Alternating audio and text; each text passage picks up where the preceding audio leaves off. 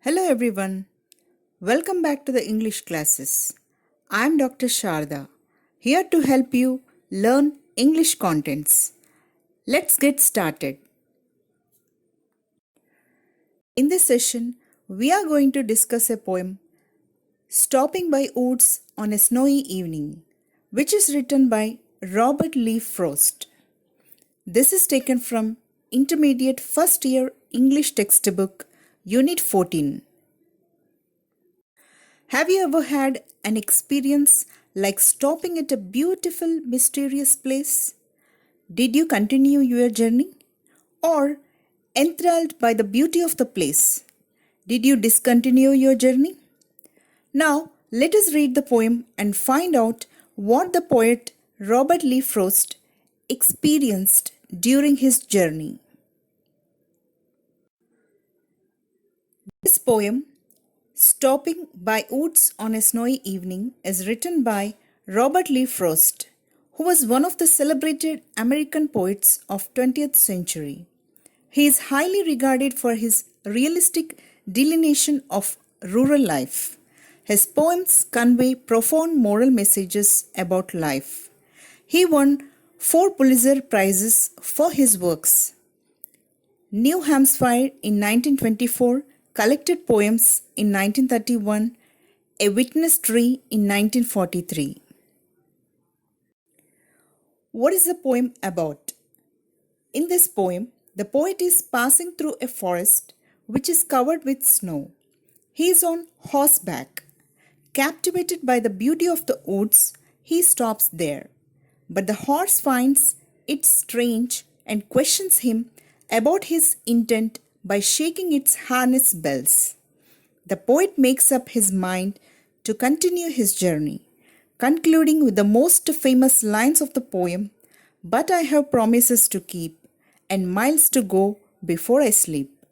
The focus is not on the woods, but on the duties to be performed. The main theme of the poem. Like much of Frost's work, it's a poem about the contemplation of nature and man's relationship to nature. The poem describes a man making his way home on a snowy evening to stop and watch a neighbor's woods fill up with snow. Despite the cold and late hours, the writer says, in our real life, we want to do many things, enjoy many moments, but due to our responsibilities, we have to move on. As we have many desires, but it is not possible to achieve them in a short span of life, life has its own plans for us. Now, before getting into the poem, let us see the words and meanings which are used in the poem. Woods, an area of trees. Queer, strange or unusual. Farmhouse, the house in a farm. Harness bells, bells which are attached to a strip of leather tied to the neck of the animal. Downy flake, a soft and a thin layer of snow. Now let us get into the poem. Stanza 1. Whose woods these are, I think I know. His house is in the village though.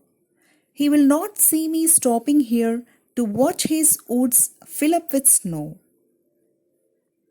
The poet stops by some woods on his way home one evening. The poet knows the owner of the woods and also the place where he lives. He is assured that the owner lives in a village far away and he will not see him stopping here. Hence, he can enjoy the natural beauty of his snow-covered woods. Stanza 2. My little horse must think it queer to stop without a farmhouse near, between the woods and frozen lake, the darkest evening of the year. The poet further says that he usually stops near the farmhouse. This will be a little strange thing for his horse to stop in this dark evening. They have stopped between frozen lake and woods. The poet calls his horse my little horse because it is extremely dear to him, and possibly it can be baby horse, that is pony. This also implies that the speaker may be a humble and ordinary citizen and cannot afford to buy an upscale horse. He also embodies the horse by indicating that he can think and refer to him as a person. In the next few lines of the poem, the poet suggests that the weather is cold enough to freeze a lake. The words like the darkest evening suggest several things. It can be mean that the poet was very depressed due to his long journey and chilling weather. It can also mean it was longest night of the year with maximum hours of darkness. In that case, it can be a winter peak in the northern hemisphere. Stanza 3. He gives his harness bells a shake to ask if there is some mistake. The only other sounds the sweep of easy wind and downy flake. The poet says that the horse is shaking its head and ringing the bell attached to its harness. This suggests as the horse is asking his master whether there is an issue because it is unusual for him to pause by the woods within the darkness. And the most important thing in the poem came the imaginary sounds. There are three sounds which can be heard. They are of the harness bell, light wind, and the snowflakes. Stanza 4. The woods are lovely, dark and deep, but I have promises to keep, and miles to go before I sleep, and miles to go before I sleep. In these last lines of the poem, the poet describes the woods using three adjectives: lovely, dark, and deep. This means the poets are enjoying the scene and want to cherish the beauty of the nature for a longer time. But he has other responsibilities in life. He has traveled a long distance before he sleeps, so he cannot stop there for a long time. He moves ahead. Therefore, the poet repeats the last line to draw the attention of the readers, saying he has to go miles before he sleeps. In the last lines, he metaphorically refers to sleep as death.